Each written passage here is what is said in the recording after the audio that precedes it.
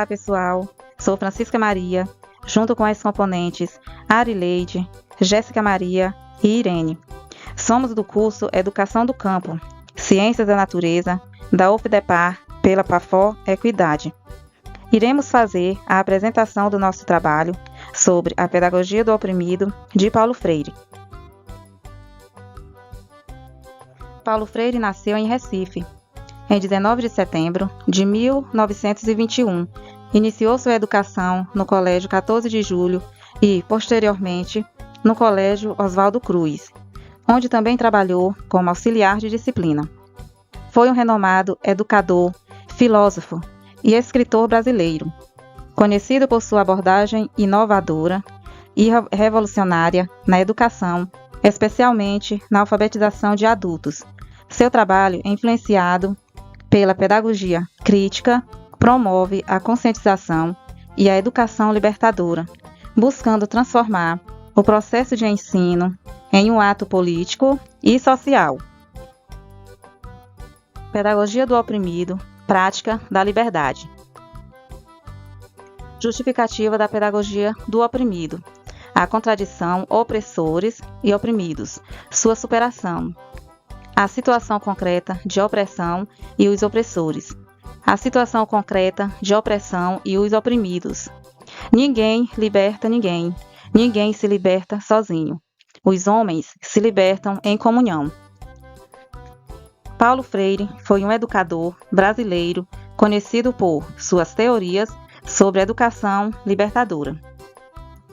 Nesse capítulo, Freire apresenta a ideia de que a educação é um ato político e que os educadores têm um papel fundamental na formação da consciência crítica dos alunos. Ele argumenta que a educação tradicional é muitas vezes usada como uma ferramenta de opressão, reforçando as relações de poder existentes na sociedade. Freire também destaca a importância do diálogo e da comunicação, afirmando que o educador deve ser um facilitador do processo de aprendizagem, em vez de um mero transmissor de conhecimento. Ele enfatiza que a educação libertadora busca conscientizar os alunos sobre sua situação social e política e incentivá-los a se tornarem agentes de mudança. Dando continuidade, irei falar sobre uma educação que isso acontece a narração dos conteúdos, onde os educandos só recebem e guardam na memória os conhecimentos de forma passiva, que tem o educador como sujeito que orienta os educandos, que a narração os converte em vasilhas a serem enchidas pelo educador, depositando conhecimentos. Esse modelo de educação é chamado por Paulo Freire de educação bancária, sendo o formato de educação que impossibilita o surgimento de questionamentos, dúvidas, que procura inibir transformações sociais. O papel desta educação é domesticar o educando, para que não deixe fluir sua criatividade e transformar o saber. Assim, essa educação depositária, que só faz depósito de saberes, ela é necrófila, ela gosta daquilo que é parado, que já esteja pronto. Qualquer coisa que transforme e rompa paradigmas é ameaçador. Daí então que nela, o educador é o que educa, os educandos, os que são educados. O educador é o que sabe, os educandos, os que não sabem. O educador é o que pensa, os educandos, os pensados. O educador é o que diz a palavra, os educandos, os que a escutam docemente. O educador é o que disciplina, os educandos, os disciplinados. O educador é o que opta e prescreve sua opção, os educandos, os que seguem a prescrição. O educador é o que atua, os educandos, os que têm a ilusão de que atuam na atuação do educador. O educador escolhe conteúdo programático, os educandos, jamais ouvidos nesta escolha, se acomodam a ele.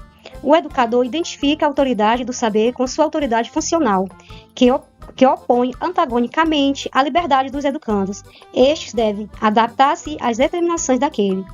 O educador, finalmente, é o sujeito do processo, os educandos, meros objetos. Portanto, esse tipo de educação é opressora, pois oprime as pessoas, tirando a liberdade das mesmas. Ela não estimula o conhecimento pautado na experiência. O educador somente narra e os educandos decoram. Não há diálogo nem reflexão de ideias. Por outro lado, Paulo Freire propõe uma educação libertadora, uma educação pautada nas experiências, nos questionamentos e no diálogo, existindo uma troca de conhecimentos entre educandos e educadores. Essa educação que Paulo Freire defende é uma educação que acredita no poder da transformação. Tanto o educando quanto o educador são capazes de se aperfeiçoar e romper com a opressão. Desta maneira, o educador já não é o que apenas educa, mas o que, enquanto educa, é educado, em diálogo com o educando que, ao ser educado, também educa. Ambos, assim, se tornam sujeitos do processo em que crescem juntos e em que os argumentos de autoridade já não valem, em que, para se ser funcionalmente, a autoridade se necessita de estar sendo com as liberdades e não contra elas. A educação libertadora permite a gente compreender que o ser humano é um sujeito histórico, dinâmico, que faz parte da construção social. Na visão libertadora, todo mundo faz parte, ninguém é excluso, apático, ninguém deixa de ser importante, todos têm seu valor na sociedade. Prosseguimento com a dialogicidade, a ciência da educação como prática da liberdade. Ela já está demonstrando quanto é importante o desenvolvimento do diálogo no processo educativo. A sua definição é que o dizer a palavra não é privilégio de alguns homens, mas direito de todos os homens. Que não é possível o diálogo entre os que a querem, a pronúncia do mundo, e os que a não a querem. O diálogo é uma exigência existencial. Então, dizer a palavra é direito de todos e não de alguns. É sempre sobre algo do mundo, sempre do mundo. Sujeitos dialogantes em volta do mundo, o eu, ele, o tu, irá estar relacionando ao diálogo ao praxis. A comunicação é expressor pelas palavras e pela ação.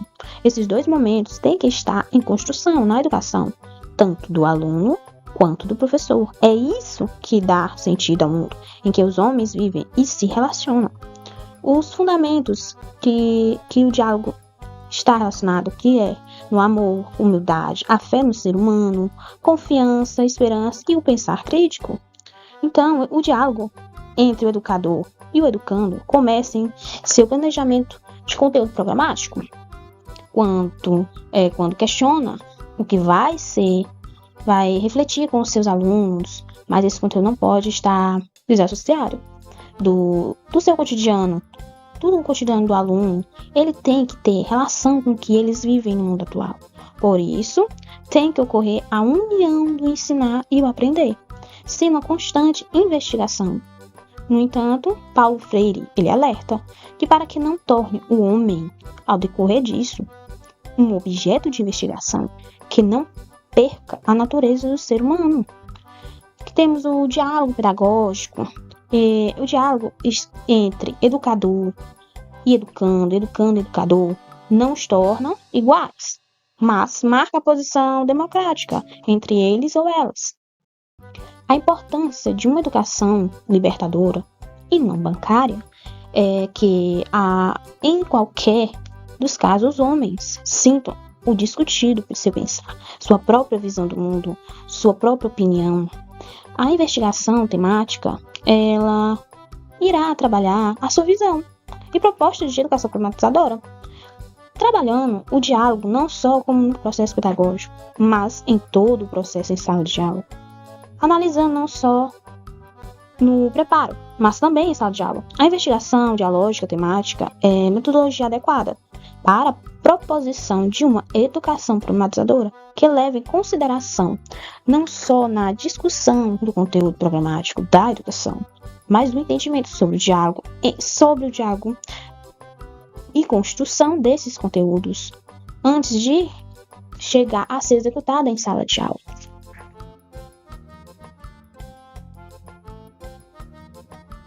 Continuando com a teoria da ação antidialógica, a teoria da ação antidialógica e suas características.